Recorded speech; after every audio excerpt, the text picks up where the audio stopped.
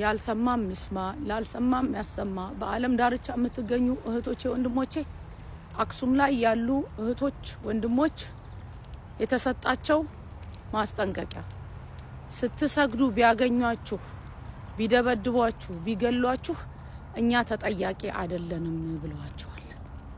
ስትሰግዱ ካገኟችሁ ያ ማለት ምንድነው? አትስገዱ እያሏቸው ነው ያሉት። ሁላችሁም የመጀመሪያው ልታውቁት የሚገባው ነገር ዱዓ እናርግ። በመቀጠል ሌላ ክልል ላይ ያላችሁ እህቶች ወንድሞች አማና ሌላ ክልል ላይ ሌላ አይነት ችግር የሃይማኖት ረብሻ እንዳይነሳ ተጠንቀቁ። ምክንያቱም አላማቸው እቅዳቸው ሌላ ቦታ ላይ የእምነት ረብሻ አንስተው ማበጣበጥ ስለሆነ።